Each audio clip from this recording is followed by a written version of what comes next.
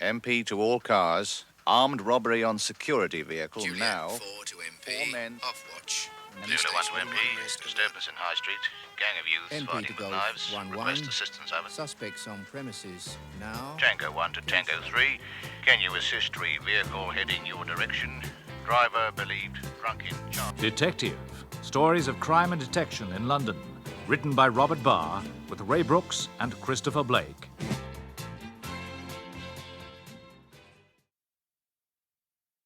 The Birthday Party.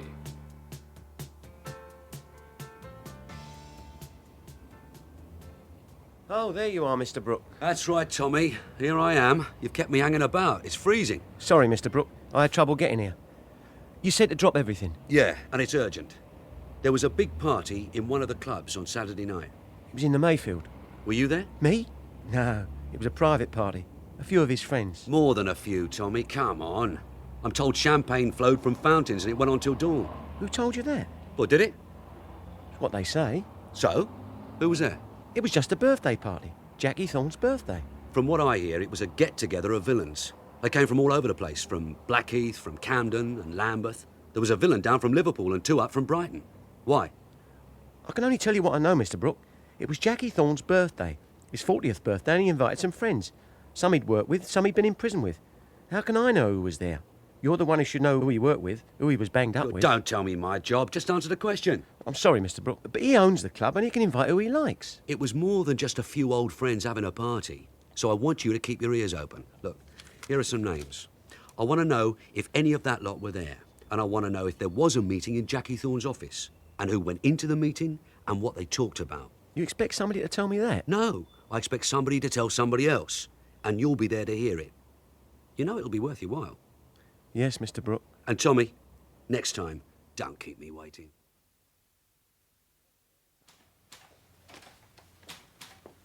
Come in, Dave. Did you find out who was there? No, not yet. The story is that it was a birthday party. Friends. By invitation. And all of them villains? Well, they'd have to be. He has no other friends. Well, our regional crime squads want to know who, and they want to know why they were meeting. Yes, sir. They always get worried when their own villains move off the patch and meet other villains. They think they're getting into bad company. Yeah, something like that. Well, it's a private club. He owns it. He can have a party if he wants. Oh, I'm sure he can. But can you see this lot? I mean, you've seen the names. Yes, sir. Will they come here just to sing happy birthday? He's very popular, sir. Not with me, he isn't. They were here on business and we were caught out. We expected to have an answer. Well, it could take some time. They want it yesterday. How much can I offer? Offer what you think it'll bear, and I won't argue so long as it gets results. Your sidekick was looking for you. Oh, thank you, sir. Dave? Yeah? 2 messages for you and this packet from CRO. Ah, open it. And the messages? A phone call from Fingerprints. There were no marks found on that bag. Some smudges and smears, but no prints. Okay. And the other? A call from Judie. She said to remind you. Remind me of what? She didn't say. She just said I'm phoning him to remind him. Does it make sense? Yeah. What's in the packet? A list of names, their cards and photos. Ah. You know any of them? Yes, 2 of them. Know why we got them? No? Well, on Saturday night, they were all on our ground, having a knees up. They were all at the Mayfield Club until dawn on Sunday. And at dawn, like Cinderella, they disappeared. One of them may have left a glass slipper behind. And we're expected to find it? Yeah. 3 of our regional crime squads are bothered. It could do us a bit of good. Afraid not. When our regional squads ask questions, we get no credit for having the answer. Right, let's have a look at the stuff from CRO. Right, you've got 8 names, 8 photographs, 8 files. Right, let's see. Charles James Roach, Peter Kelly, Roger Ashton. Did you ask for them? No. These are the ones the squads think were here on Saturday.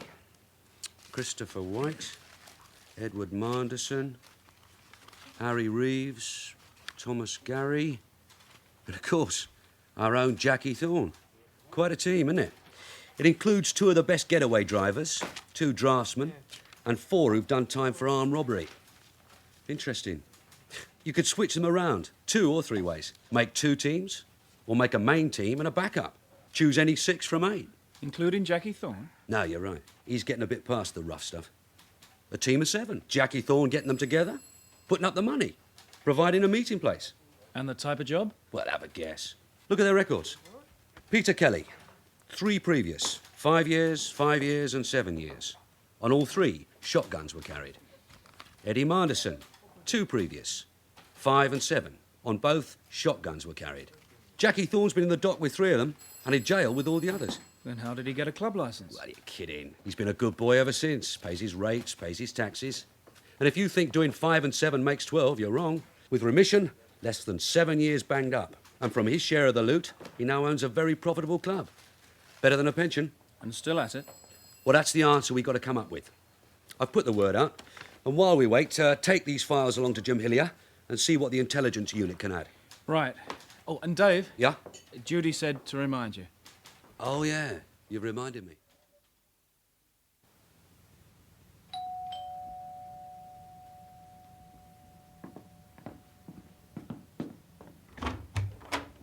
You did remember. Of course. Come in. Or did Max tell you I'd phoned? I did not forget. I was out most of the morning. There was no way I could phone you. But you remembered? That it's your day off and I'm taking you to lunch. That it's also your day off and we're spending it together. And I have drinks ready to celebrate. Here's to a long, long day. Thanks. Did I ever tell you how pretty you are? Twice. I phoned you this morning. You were busy. Well, some inquiries came in. I had to deal with them. On your day off? Someone had to. You may be the handsomest detective in London, love, but surely you can't be the only one. Well, Roach thinks I am. Inquiries from on high. But it's all organised now and I'm free. Cross your heart? Yeah. Then why did Mr. Roach phone here looking for you? When was this? 5 minutes ago. Do you always tell him when you're coming to see me? Well, I have to leave a number where I can be found. Well, he found you. Better get it over with, and if you break our date again, I'll kill you.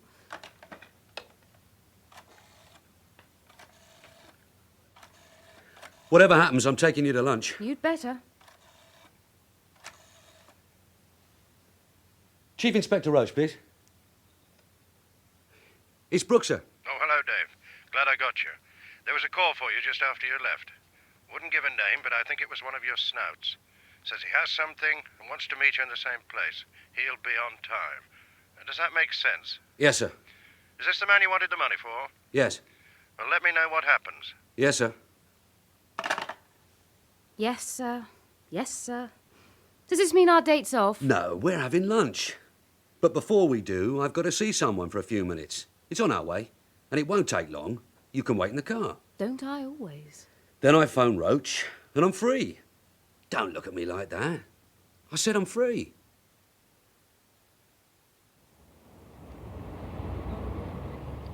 I didn't keep you waiting, Mr. Brook. That's okay, Tommy. Hope it's something good. I did what you said. Oh, go on. The names you gave me were at the party. My friend recognised 5 of them. There were 3 others whose names he didn't know. But that makes the 8. They brought wives and girlfriends. Was there a meeting? Yes, in Thorn's office. It went on for about 2 hours. Jackie Thorn was in his office all the time and the others were coming and going as he sent for them. When it was over, he came out to pour the champagne and cut the cake. Where did you get all this? Don't ask me, Mr. Brook. Let's say it was a friend who owes me a favour. It wasn't easy to get. What's it worth? What did they talk about at this meeting? My friend doesn't know. A bouncer was on guard at the office. Only people Jackie asked for were let in. Well, if you don't know what they talked about, it's just a guest list. It isn't worth a tosser. It's what you asked, if these people were there. Well, what else? There is something. What? This is worth plenty, Mr. Brook. There was someone there who wasn't on your list. Who? Terry Neale. And he was in the meeting all the time, start to finish. Didn't show himself until the meeting was over and came out with Jackie Thorn singing Happy Birthday. Are they friends, Thorn and Neale? They used to be. But Terry Neale's been gone a long time. Lives down in Kent, they say. Big house, married well, kids at a posh school. Thanks, Tommy. Well, take this for the moment. 10? There'll be more. I'll speak to my governor and see what it'll bear. But I still want to know what they talked about.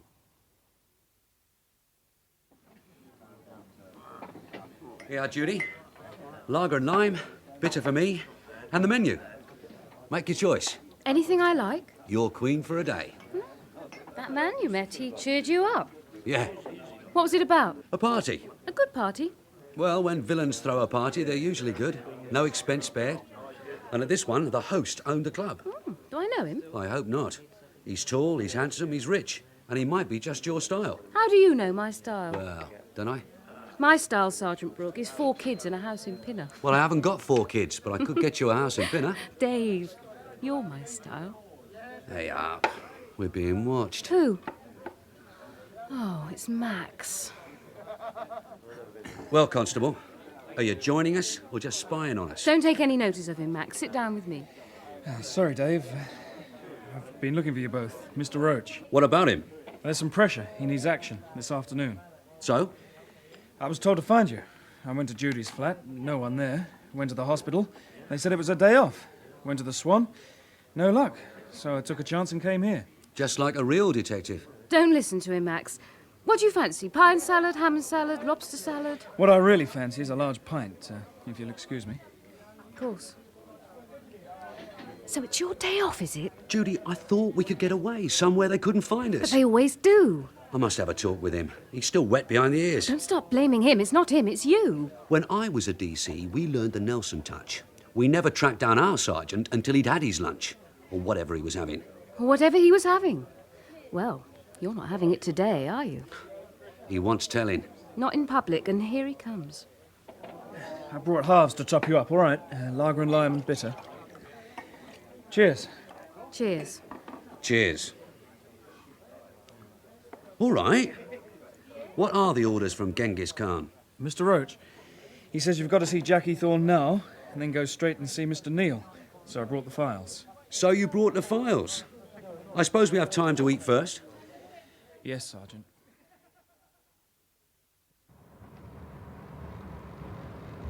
Did you bring a road map? Yes, Sergeant. And I checked. Neale lives in Kent. The route is marked. And the files? In the envelope. Neale's is an intelligence file. He has no CRO number. That, Constable, is because he has no convictions. Look, do you have to take it out of me? It was the chief who wanted you, and I had to find you. Yeah, but I expect my DCs to use their heads. To know when they should take their time. On this case, is there anything we can ask Thorn at 3 o'clock that we couldn't ask him at 5? No, Sergeant. Well? You could have told me to push off. Not after we'd met, you twerp. A smart DC would have known I was on a date. He'd have gone across the road and phoned the pub, told me what was going on, and I'd have told him where he could find me and at what time. Yes, Sergeant. Are you learning? Yes, Sergeant. Right, now forget it. You know where the Mayfield is? First right, then left. Number 20. Members only.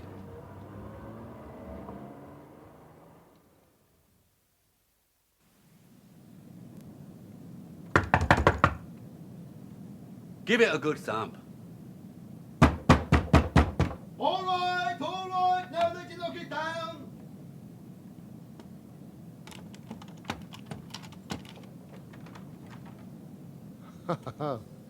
It's you. That's right, Jackie. It's me. We've just closed. The door was closed, that's all. Can we come in? You never change. Yes, come in. Well, what is it this time? Mayhem, murder, breach of the race relations, or have you just come for a drink? I've come to talk to you. Makes a change. Or grab a stool. Now, how does it go? I say to you, will you have a drink, officer? And you say to me, no, thanks, I'm on duty, sir. Wrong. You say to me, will you have a drink? And I'll say, yes, thanks. I'll have a large whiskey. And my colleague will have a pint of the best. Yeah, sounds more friendly that way. Billy! 2 whiskies and a pint! Well, what's it all about, Sergeant? You had a party here on Saturday night. Did it trouble you? An awful lot of known faces. It happened that way. Some of them were old friends. Why? Why what? Why were they meeting here? To mark a historic occasion, Sergeant. The moment when a man moves from his happy 30s into his dull and middle-aged 40s. It made me stop and think. I thought of all the friends I'd forgotten along the way. I looked up some addresses and invited them to supper. It was more than just a supper, Jackie. Well, when you own a club, you're expected to put up a few drinks. Ah, thanks, Billy. Sergeant, your whiskey. Sir. Constable, your beer. Thank you. As I was saying, you're expected to put up a bit of a show. You had a cake, some paperettes. And a lot of well-known names. They happened to be very old friends. And their wives and their daughters. It was a proper family affair. It doesn't happen every day, you know. What doesn't? 40th birthday. When it comes your way, Sergeant, pass it up. It's a rotten birthday, I can tell you. It's goodbye to all that. Being young, virile, happy-go-lucky. Goodbye to the young birds. So I made it a party for some friends I'd known when I was young. Like Terry Neale. Why'd you choose him? I didn't. You did. He was here. Well, that's right. Well, we'd lost touch a long time ago. Our families knew each other in Lambeth, down Lower Marsh and the Cut. I just felt like seeing him again, that's all. He was a villain. No, never. Maybe in some bad company when he was young, yeah. Mixing with people like me, eh? But he got out of it. So I admire him. I invited him and he came. I thought it was very kind of him to come. He's been a long time away. Max, get the visitors book. Why? It's a club. Guests must sign the register. Yeah, but he wasn't the club guest. He was a friend. All right, Jackie. I'll show you a list of names and you'll tell me why they were here. You've got Terry's name here. Yeah. Oh, believe me, I hadn't seen him in 10 years. Last time we met, I was leaving the 20s and coming on 30. This time I was leaving the 30s and coming on 40. Time flies. It worries you? It gives me the shivers. Look, yeah, we're talking about Terry. Listen, leave him. He's a good boy. He got away from it all. It's never easy. He's doing so well. You're doing well yourself. Yes, but not in the same way. See, Terry was smart enough to stay straight. He's married now and has a family. It's a nice family. Don't mess him about. All right. You tell me about him. I don't know a lot. All I know is what I hear and a few things he told me at the party. See, Terry bettered himself. Not like us lot. He was always studying, going to concerts. He met this girl, good class girl. She liked him. Her family liked him. They got married. Who are her people? Well, her old man is a director of companies. He liked Terry. They got on, so... Look, leave him alone, will you? Maybe I was wrong to try inviting him, but he came to have a drink. He just came to say happy birthday. Did he bring his wife? Look, please, don't go messing him about. All right, Jackie. Thanks.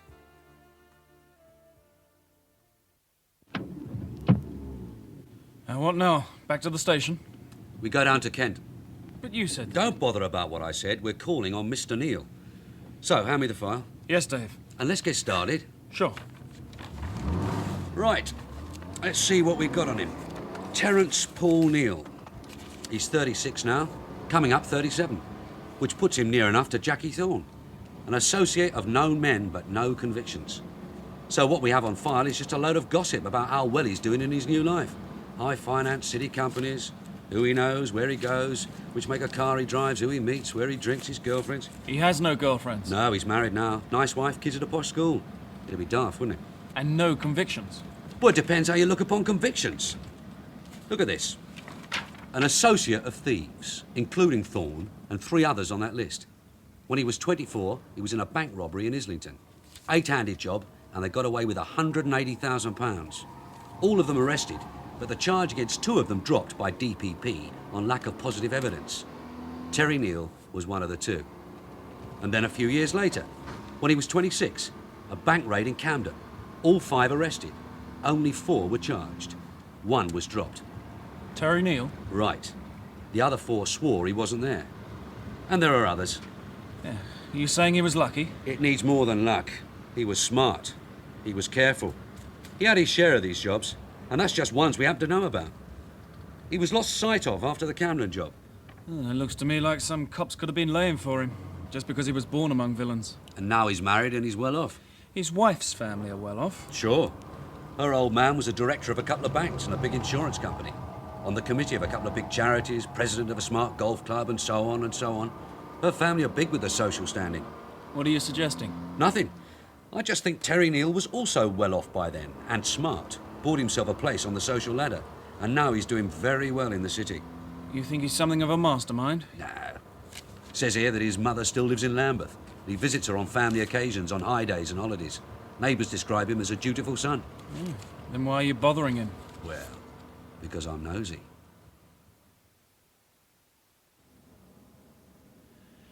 Is this a place? Yeah, it's the place, all right. And over by the garage is White Rolls Corniche. Ooh, it's a very big house. Smart. Who rings the big brass bell? You or me? I'll do it. Now we wait. Not for long. Someone's coming. The butler?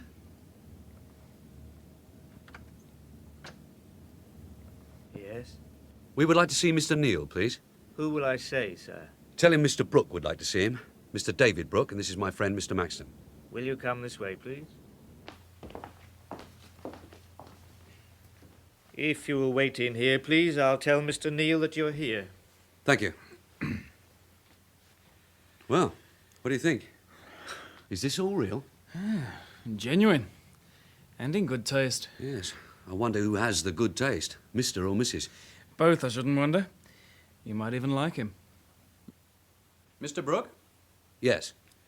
In fact, it's Detective Sergeant Brook, isn't it? Yes, sir. I take it you had a phone call this afternoon.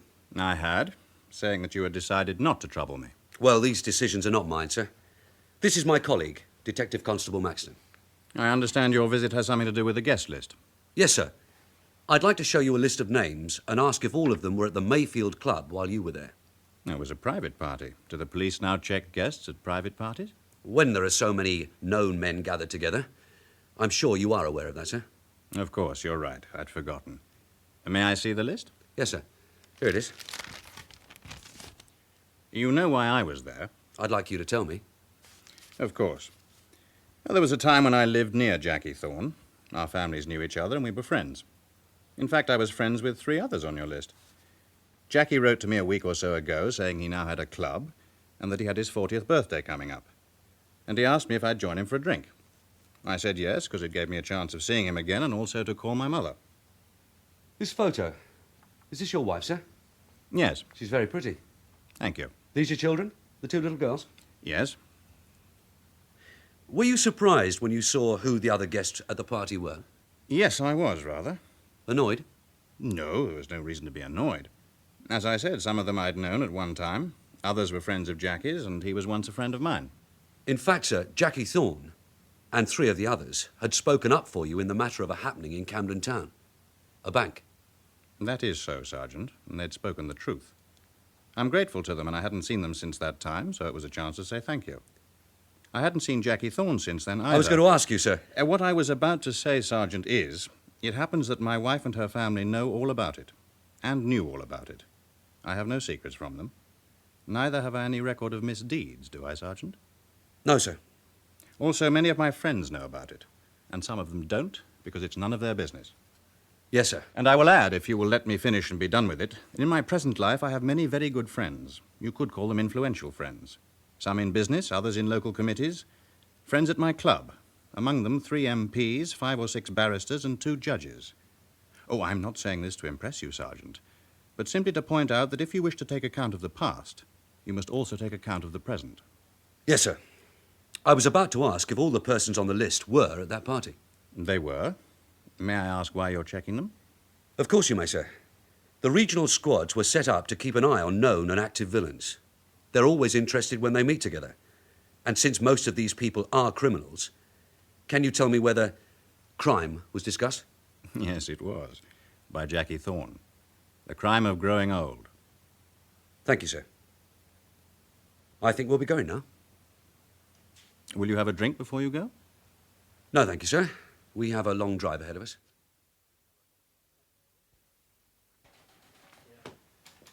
Come in, Dave. How did it go? Well, I saw Thorn, and then I saw Neale. And what did you think of him? Neale?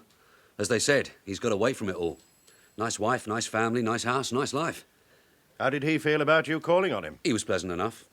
Your own feelings? Can't quite put my finger on it. I see. Well, think on this. The regional squads weren't just tossing a coin when they lined up this lot. They're inquiring into a series of very big jobs. And the list they gave you comprises the team. Does the team include Terry Neale? It does now, since you found him. Do you see him as the planner? What, do you? You have a report there? Well, it's from our city people. They say that Neale has been following in his father-in-law's footsteps.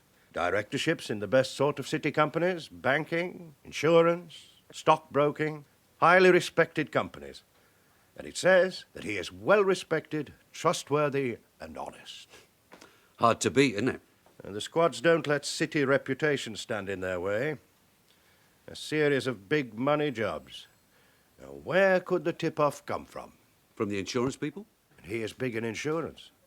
And who knows best how to get big money away and into accounts in Luxembourg and Switzerland? A banker. And he is in banking. And for the lads who get a big share of the money and need good investments... He is in investment. Now do you see him as a planner? You said big jobs. How big? To date, £5 million. What, in cash? Always in cash. Cash from bank vaults, cash on the move. Which makes Neale our target. Yes. So take 3 of these names, Thorn, Manderson and Neale, and start on them.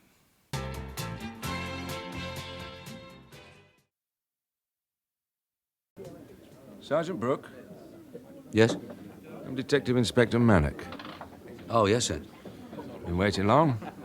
No, sir. Thought we should meet away from the office, somewhere we can get to know each other. A quiet pub is as good as anywhere. What are you drinking? This, sir, it's bitter. Do you have another? No, thank you, sir. I'll stick with this for a while. All right. Now, let's get down to it. How's the case coming along? What, on Terry Neale? I'm still gathering background on him, checking the intelligence files, newspaper files, CRO, and all the rest, and trying to get the hang of business and high finance, at which I'm not very good. Well, I am, so we might make a team. Give it me from the beginning, will you? Excuse me, sir. What's your connection with the case? Didn't Mr. Roach tell you? No, sir. He just said you'd meet me here. I'm from the Regional Crime Squad, and I've come to talk with you about Neale. There are a dozen other angles on this case, but you and I are concerned with only one. So, from the beginning. Well, it began on Saturday. We had requests from 3 regional squads about men from their own patches who were meeting on our ground. I was given 8 names and asked to check if they had met here. They had. They met at the Mayfield Club. And the reason? It was said to be a birthday party thrown by one of the 8, Jackie Thorn, who owns the Mayfield. There was a party, but there was also a meeting in the club office that went on for 2 hours. It was attended in 1s or 2s by all of the 8, and also by a 9th man. Terry Neale. Yes, sir. His name puts a new light on the case. Was this your own information? No, sir. It came from one of my informers. Is it possible to meet him? Not possible, sir. Why not? I'd rather not, sir. Sergeant, very large sums of money are at stake. And it's quite a wrong idea that informants are personal property. It went out years ago. Not in divisional CID, sir. How much does your informant know about Terry Neale? What most other people seem to know, that he's been away from it all for a long time. In fact, some of his friends say he's always been straight. Do you believe him? Well, he's not been convicted, sir. True, but it's quite a record, isn't it? 3 arrests and no conviction. He was arrested with others for a bank raid, then for a security van hold-up, then for a second bank raid. In the first, his name was dropped from the charge sheet. Dropped, was it? It was struck out by the Public Prosecutor's Office on lack of positive evidence. You'd have to be careful about disputing it. Go on. Well, in the second, there was a challenge about identification. In the third, he was one of 5 pulled in. The other 4 swore that he wasn't there, that the police were framing him, and they had to drop it. And what do you think was happening? Maybe somebody was laying for him, fitting him up by association. What's on your mind, Sergeant? Nothing, sir. It was before my time, so I'm only saying what I've heard, or what I've read in the files. Well, let me tell you 2 things. The first is from your own report. The 4 men who swore he wasn't on that bank raid were all at that party. Strange, isn't it? They say he hadn't seen any of them in all that time, and that what they swore was true. Jackie Thorn, whose birthday party it was one of the men who helped to clear him. It was a chance to say thank you. After 10 years. You asked me what I heard about Neale. I'm telling you. Now, there's a second point. It's been known to us for some time that the 8 villains at that party have been engaged together in major crime, engaged in a series of very special crimes in which we were unable to get a line until you put Neale up. And that has shed a very bright light. Shed a light on what, sir? Forget what I've just said. Go on with what you were saying. What about Neale? Yes. Well, all the things we know about him seem to have happened in his 20s, and they seem to have happened because he was brought up in a pretty low-life part of London. But his family are said to have been respectable and decent. He still visits his mother in the old street. You believe all this? I'm telling you the story, sir. They say that he set out to better himself, studied, read books, went to concerts. And at one of the concerts, he met a girl. He was then 26. And that was the year of the Camden Bank job. They got 230,000. According to our files, he wasn't there. Do you want to hear the story or not, sir? I know the story. He met this girl at a concert. He was attending some study course. She was at London University. They fell for each other. They got married and lived happily ever after. They certainly lived comfortably ever after.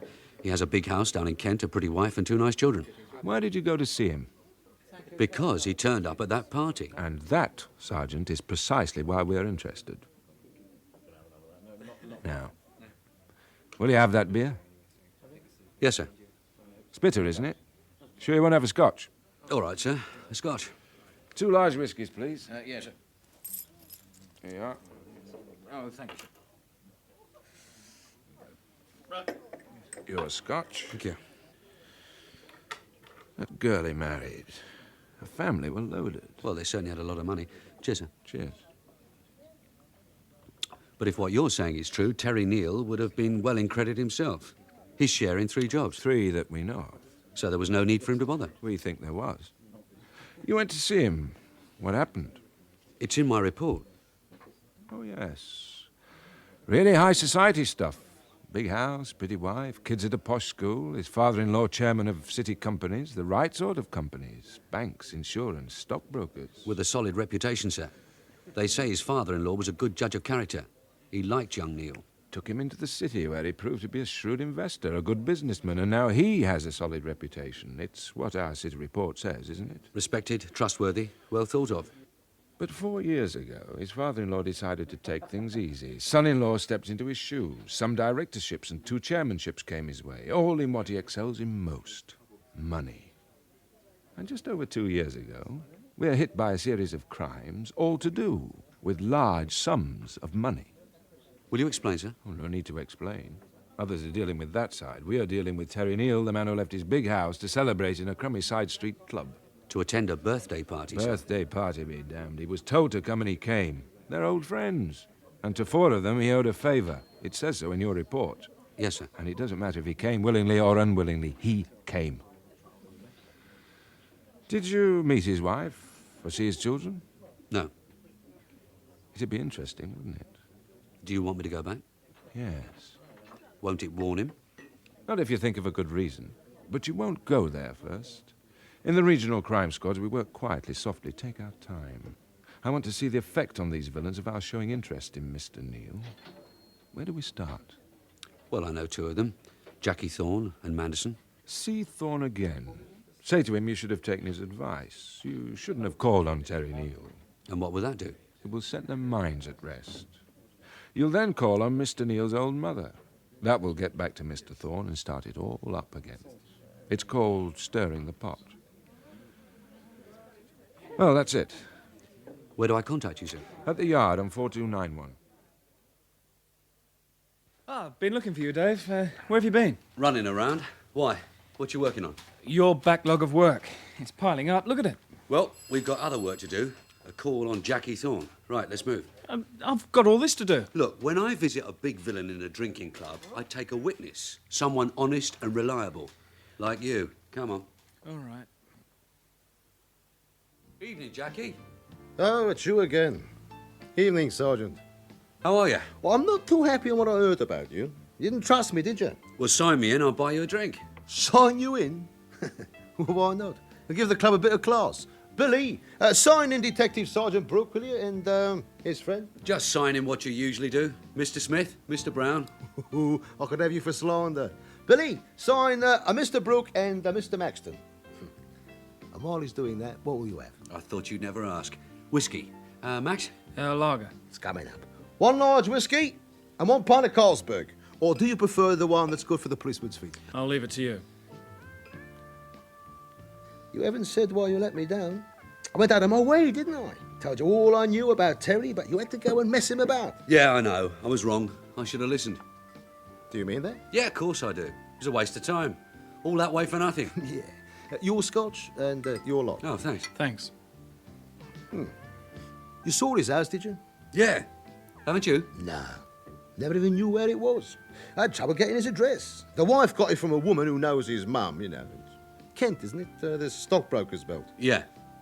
How did he take it? I mean, you going to see him. He didn't mind. But it was naughty not listening to me. Yeah, sure. You were right.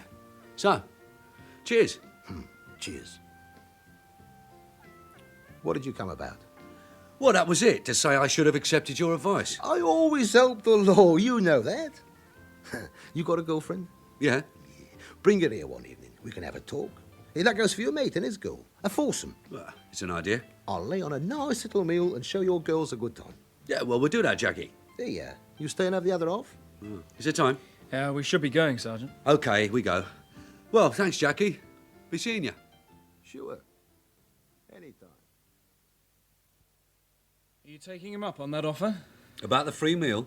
Not on your life. Oh, Judie would like it, after she was stood up. We're not eating with someone like that. Back to the station? Yeah. Do you think he bought it? Yeah. He was weighing you up, throwing in a lot of questions. Yeah, I think he believed you. But it doesn't tell us anything, does it? He'd have done the same if his friend Neale was on the straight. Said the same things. What do you feel? Well, if Neale is on the straight, he's got a lot of muscle to defend himself. All that money, all these influential friends. I hope nobody puts their feet in it. I hope nobody puts your feet in it.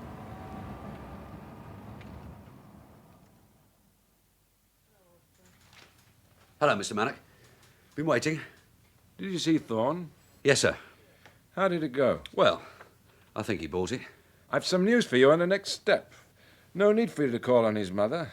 Our lads have nosed out that Neale calls on her from time to time to see she's all right. We have it from someone near to him that'll be going there on Friday. That's useful, isn't it? Yes, sir.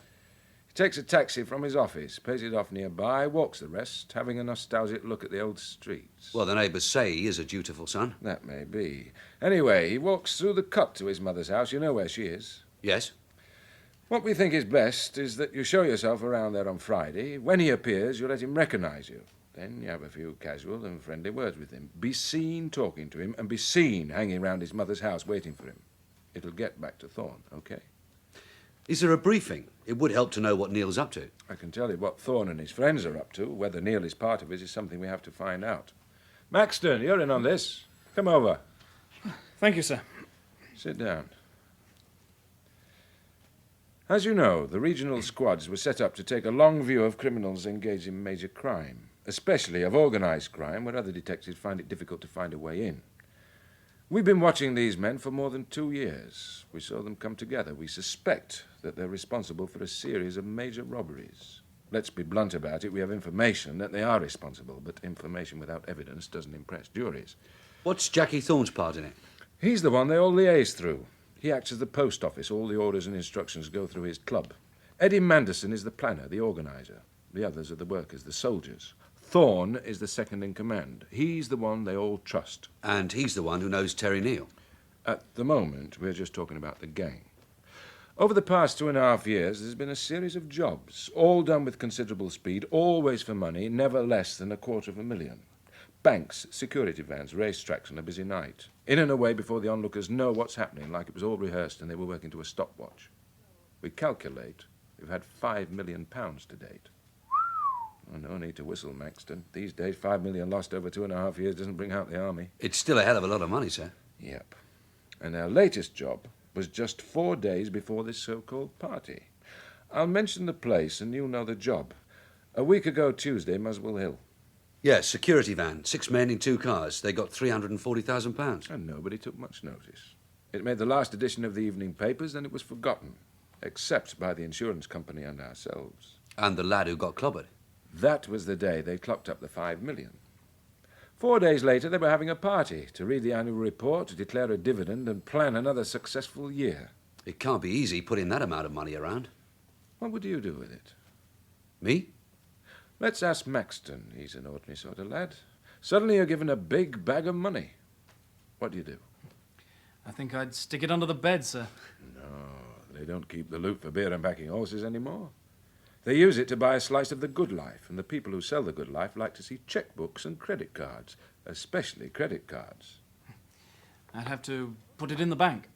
Talking about a big share out, $250,000, $500,000. How then, sir? The answer to this has to be very sophisticated indeed. No longer do our really big villains have to sell hot money at a discount or hold it until the heat goes off. According to our advisors, it's stolen, it vanishes without trace, and it comes back clean and spendable. Do you know how? According to the financial experts, it goes out of the country as figures on a telex machine. All you need for this piece of abracadabra is a friendly foreigner with a genuine passport and a friendly merchant banker. And there are an awful lot of merchant and fringe banks in the city. Our Mr. Neale has an interest in 2 of them. You could investigate them? No. Not if they have a friendly foreigner. Any non-English person with a proper passport and an acceptable letter of credit can walk into any of our fringe banks with a suitcase full of dinar or francs or marks and ask for them to be banked, exchanged, or transferred to any other country. Even if the money's stuffed into a suitcase? Especially if it's stuffed into a suitcase. The bank will even count the money for him.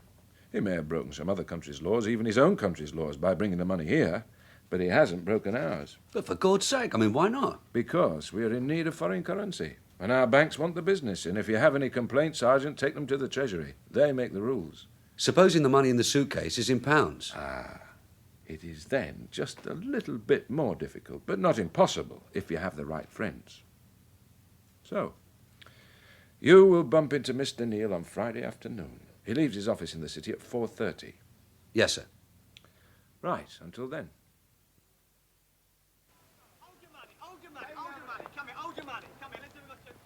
What did you buy? 4 bars of chocolate. 6p off if you take the pack of 4. Well, what do you think of it all? Oh, busy. Good place to get lost. Don't kid yourself. The word's going round. There's a big rozzer in the market buying sweeties. You think? I know. So you better start eating one of them. Will you have a bit? No, thank you. What's the time? 10 to 5. Right. Well, you hang about. I'll stroll down to the corner. If you buy a lollipop, they'll think you're a TV cop. You said to show ourselves around. By show. I didn't mean to say you should entertain them. Thank you. Right. Wait for me. Yeah. It's Mr. Neale, isn't it? Yes. It's Detective Sergeant Brook. Yes, sir. Oh, what brings you to this part of the world, Sergeant? Visiting some colleagues, sir, at the local station. Oh, yes, of course. It isn't far from here. And I thought I'd have a stroll around. You're a bit out of your way yourself, sir. I don't think you mean that, Sergeant. I think you know precisely why I'm here. Yes, sir, I do. But that's not why I'm here. I can assure you our meetings, Fortuitous? No, sir, I was thinking more, accidental. Well, it was nice seeing you again. I'll walk to the corner with you, sir. And I'm sure you know which corner. Yes, sir.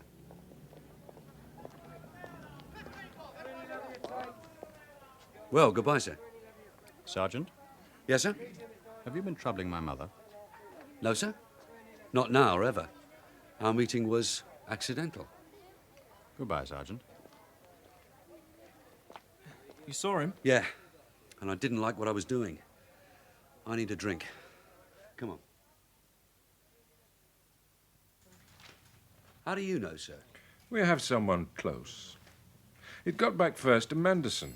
Then he phoned it to Thorn. You should have heard what Thorn had to say about you. Yeah, I can guess. But how did you hear about it? We have a source near to Manderson, though all we ever hear is what has happened. Never anything that'll put us a move ahead of them.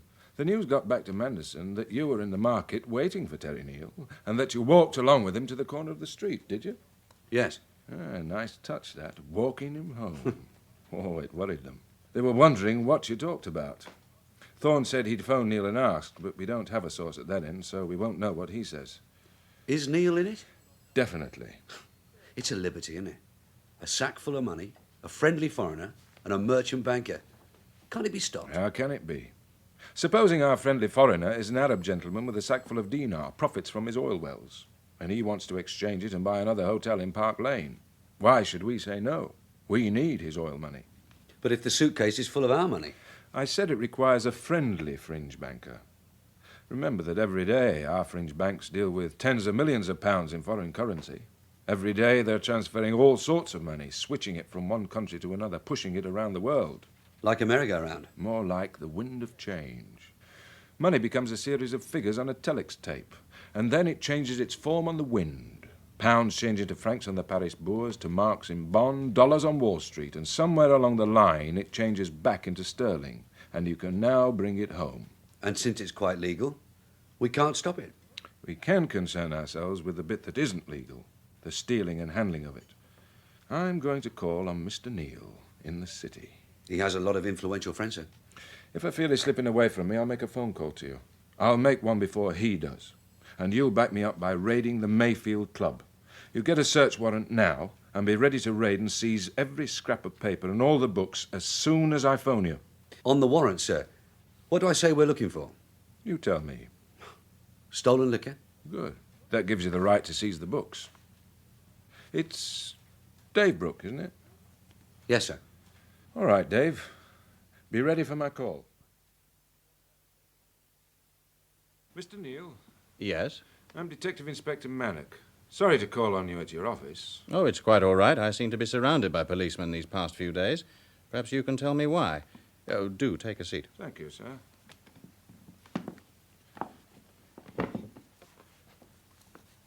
It's in connection with your friendship with certain persons, sir. A Mr. Thorn, a Mr. Manderson, a Mr. Reese, and a Mr. Gary. Yes, I know the men you're talking about, Inspector. I've already explained to a sergeant that I met these men at a party, that I'd previously known some of them, though not all of them, and that Mr. Thorn was once a friend. Was it the first time you'd met all of them, sir? What do you mean? Taking them as a group, sir. Had you ever met with all of them before that date? I still don't know what you mean. Sorry, sir. We know that you've been meeting one of them, Mr. Thorn, and we believe you have been meeting with two of them, Mr. Thorn and Mr. Manderson. And I'm asking you if you'd met regularly with any of the others. Of course not. I've explained all this to the sergeant. What is the purpose of this visit? We're trying to trace a rather large sum of money, sir, amounting to £5 million, which we believe was stolen by your friend over a period of time. Why are you asking me? Because your business is handling money, sir. Because you're an expert in banking and the movement of money, and you have an interest in certain merchant banks. What the hell are you Inspector, there are hundreds of men, I might say thousands of men in the city who know as much as I do, and indeed much more than I do, about merchant banking. Yes, sir, but none of them are friendly with the people on my list. Have you been making inquiries about me? Only through our commercial squad, sir. You mean your fraud squad? This is not fraud, sir. This is theft, and the handling of the proceeds of theft. There are a few questions I'd like to ask you, sir, if I may. I think I now know what you're talking about. Because I'm a banker, you're wondering whether this money, this £5 million, as you say, has been processed through the city. The word we use is laundered, sir. All right, laundered. And whether I gave them advice. Whether you gave them help, sir. I accepted an invitation from a friend from the very distant past, and I am put in this situation. I find it most offensive. Do you mind if I put an end to this interview? Why, sir? I think I should consult my lawyer. As you wish, sir. Do you mind if I use your phone? For what purpose? To alert my driver, sir. I told him our meeting might take longer. Yes, of course you may use it. Dial 9 for an outside line. Thank you, sir. Inspector, I attended that party out of curiosity. As a result, I'm subjected to these persistent inquiries. You do understand how I feel? Of course, sir. Dave? Mannock here. Yes, as arranged. Thank you. The trouble is, sir, that we believe you owed some of these men a favor, and we don't think it was all those years since they were last in touch with you. Inspector, there's something I want to tell you.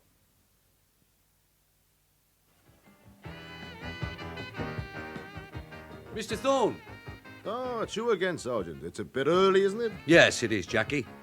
I want all your staff in this room. Look, what is this? We've got a search warrant. Here it is. Call all your people in here where I can see them. There's no justice. Billy, get Maisie and Bell and come out here. We've got visitors. Max, get the rest of the lads in. And turn that damn thing off, will you? Yes, Sergeant. Oh, I like that.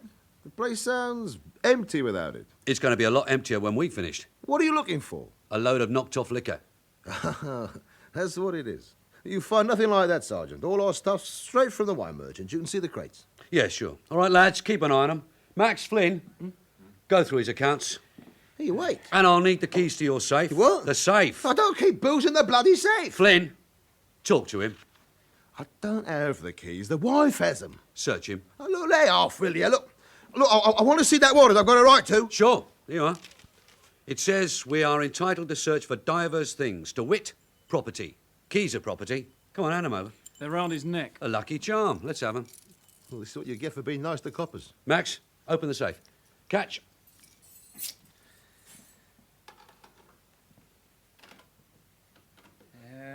Ledger, day books, some cash, a diary. Sergeant, there's a diary. Ah, let's see. Jackie, when was your birthday? Look, Sergeant, Well, can we talk alone? Yeah, sure. Max, stand at the door, will you? All right, Jackie. I mean, well, we could make a deal, Sergeant. About what? About that. The diary. It's personal. I'll plead to some stolen scotch if you'll just lose that.